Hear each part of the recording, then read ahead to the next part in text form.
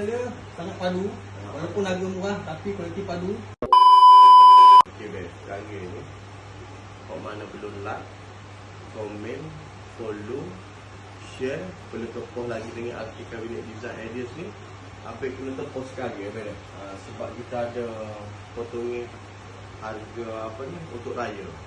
Untuk raya. Tapi pemasannya selepas raya pun tak ada masalah. Sekarang ni kita buat promo tergila lah di raya ni. Okay. So sekarang ni kita nak tanya owner ni macam mana. Kita tanya dia macam mana proses progres dia. Okay, kita tanya, kita pakai mic dia macam mana. Baik, kita tunjuk kabinet start kau mana. Mai. Mari kita video. Bismillahirrahmanirrahim. Assalamualaikum.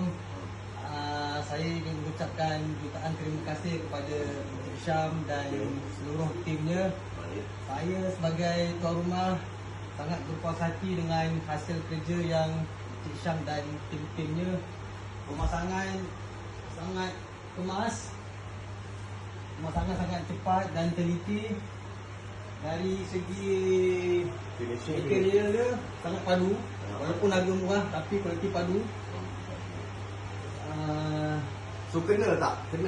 Oh, saya memang kata memang kena dengan saya apa yang saya nak lah. Siap design lagi free kan? Ya betul. Banyak benda free yang apa Cik Syam bagi pada saya. Harga berbaloi ya? Dari segi harga pada saya sangat murah lah dibanding dengan orang Company lain. apa ni? Company apa ni? Company RK Cabinet Design. Oh, Cabinet Design. Padu ya bang? Padu, memang padu. So cakap dekat follower ni bang, boleh tak tempah dengan RK?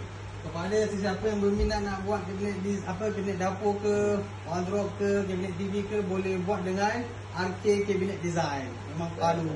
Apapun janji, jual. Janji jual. Beres. Beres, luncur.